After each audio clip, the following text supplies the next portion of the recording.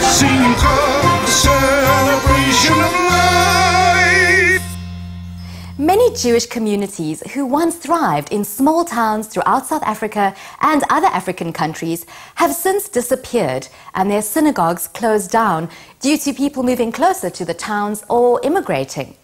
Following a long heritage of community country rabbis, Rabbi Silberhaft has been the spiritual leader of 13 countries for the last 2 decades. His recently published book, The Traveling Rabbi, My African Tribe, is the story of his journey to connect the trailing threads of the African Jewish community. Simcha was honored to be at the launch.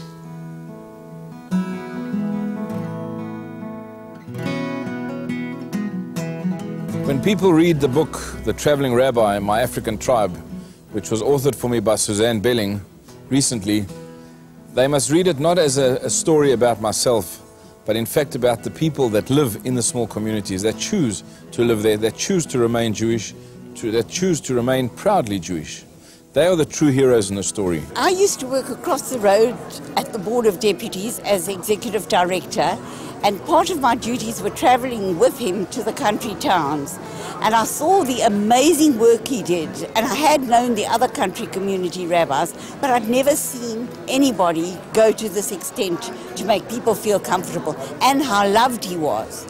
And I came back to Johannesburg, and I had more time, and I said to him, we have to write this book. So it took us 15 months, which is the gestation period of a black rhinoceros. And it really was a big baby, but we finished the book. People that will read it will appreciate the challenges and the difficulties and the pleasures that people living in the small communities have living as Jewish people. This is precisely the attribute that has endeared Rabbi Silberhaft, the shepherd, to his vastly disparate flock. He has empathy and a profound understanding of each of his congregants' circumstances. He does not cast judgment, nor does he force upon any of his members that to which they do not voluntarily subscribe. In the words of my father, he has the ability to talk with kings and presidents at one moment, and the next to break bread with ordinary men of whatever color, creed, or religion. Regardless of a Jew's level of devotion, they are welcomed into the fold with a kind word and a kosher meal. When Rabbi Silberhaft's car makes an appearance on a dusty Plattland road or in some forgotten backwater, it brings with it far more than its mere practical contents. There's no doubt a boot brimming with kosher meat, Kiddush wine, newspapers, calendars, and other paraphernalia, but more importantly, Rabbi Silberhaft's appearance brings a familiarity, a belonging, an acknowledgement of what it is to be Jewish. In 2003, Marion Siegel did a documentary for SABC, and she entitled it The Traveling Rabbi, and that's where the nickname came from. In actual fact, I'm known as the Country Communities Rabbi. This position has been around since 1949, and I'm the 7th in line doing this work. My fascination and interest with the country communities goes back to when I was 14 years old. I was at Yeshiva College, which is a Torah observant school in Johannesburg, and they used to send us out to the small communities to conduct High Holy Day services, and I was invited to go to Messina, which is on the Zimbabwe border. And at age 14 I went and I conducted services with friends of mine. We did it as a team. And my love and fascination for small town people, the travel, the country was just ignited at that young age. And my love and fascination for country people, country town became well known, and therefore I was the natural candidate. So there's no real job description, but what I really am, and it's not me, it's the role that I fulfill, which is administered by the Jewish Board of Deputies, is the only full-time link that country Jews have between themselves and the larger Jewish community, be it in South Africa or in Africa, to world Jewry. Rabbi Silberhaft, you have travelled many roads along the way, both literally and figuratively, over your 18-year career.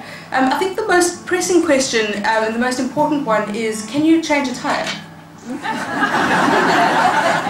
I try and get around to every community and every place twice a year. My year is divided 6 months, 6 months. But in reality, it doesn't always work because there's a funeral in between, God forbid, or somebody decides to get married. So the schedule doesn't really run smoothly. But the idea is to get around twice a year and meet as many people as possible. If it's a larger community, then I congregate the people together at one central spot. and I meet them, I address them, and then after the meeting, if necessary, I address people individually. But the real challenge is to get to everybody and then follow up. So it doesn't only mean just visiting and leaving. There's a setup of arrangements, meetings, dealing with issues. Then there's the visit, and then there's the follow-ups thereafter. So it's quite an intense project, but it runs successfully. But to arrive at a destination, and never has any of my visits been as planned or the same. Every visit has its own challenges and own obstacles sometimes, but we overcome them and we succeed.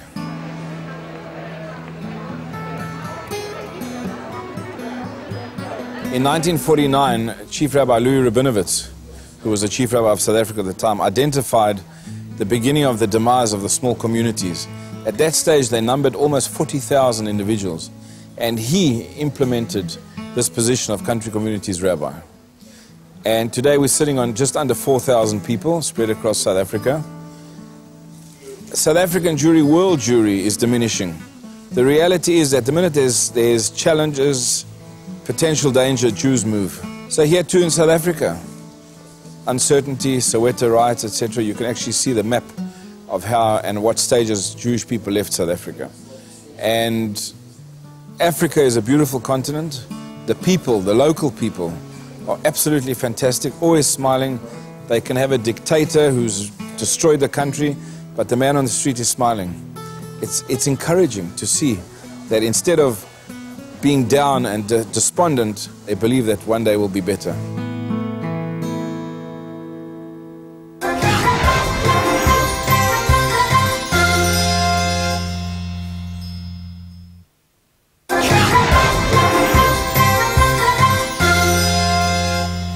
The Jewish position on organ donation is as complex as the issue of life and death, because it derives directly from the Jewish perspective on the sanctity of life and the role that our physical existence plays in the advancement of our spiritual selves.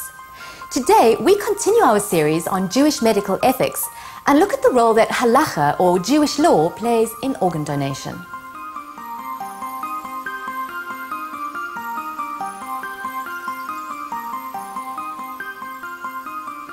Everybody gets asked, are you an organ donor? And it's a beautiful question. And the reason why it's beautiful is because it highlights the sense which we as humans have of responsibility to care for our fellow human being. We all know that there's an obligation that if you find a lost object from somebody else, you have to return it to them. The greatest object that a person can lose is their life. And therefore the greatest thing that you can do to give back is life itself. There are obviously two ways in which we can donate our organs. The first is living organ donation.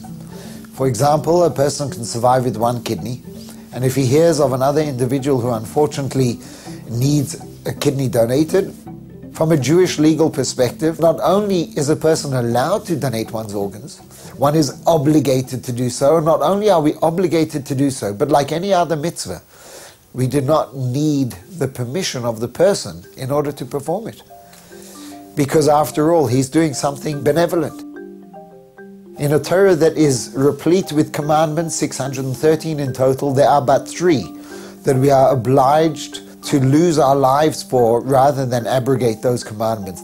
And one of those is if a person is breathing and he's living, it's as valuable as the life of any other human being. Can we take a life in order to save a life? And the answer to that is emphatically no. In fact, Maimonides articulates it very clearly, and he says if a warring army descends and lays siege to a city and says that you either give us one person to kill or we shall kill the entire town, we can't send out anybody. It's not something that we can measure up by accomplishment, by achievements, by potential. If the person is alive, that life is as valuable as the life of Moshe Rabbeinu himself, of the great Moses. In order for organs to be viable, to be transferred into another person, we need the body essentially to be functioning. We need the person to be breathing, we need the heart to be pumping, and everything to be functioning. The medical fraternity came up with a concept called brainstem death. When the brain stem, there's a severance between that and the rest of the body, the person is not really alive. Yes, he's breathing because he's on life support. Yes, the heart is pumping, but the heart can pump even after it's been removed from the body because it's an independent muscle. But, says medical science, since the brain stem has been severed, they will then be removing the organs. What happens if we encounter a body that is devoid of life? Not moving, apparently not breathing. At what point in time do we say the person is dead? Because we do have a verse which says, Vayipach ba'apav nishmat chaim. The God breathed into his nostrils the breath of life. So perhaps the definition of life is breathing. And it doesn't necessarily have to be spontaneous breathing. The person is alive. And that life can never be weighed up against another life. And therefore, from a Jewish legal perspective, we find ourselves at a time where there is a tremendous conflict. Is brainstem death acknowledged as true halachic death? Or is it not considered that? Please God, God should enlighten us and give us the ability to be able to do organ donation in a manner that conforms with all the perspectives of Jewish law, so that indeed we are able to save as many lives as possible. Well, that brings us to the end of this week's show. Thank you so much for joining us. And if you've missed any of our previous shows, you can watch them on our website at www.spiritsister.co.za. And of course, we love hearing from you. So if you'd like to make any comments or suggestions for the show, please find us on Facebook at Spirit Sister Productions. As always, from me, Nikki, and the team, shalom and have a safe and peaceful week.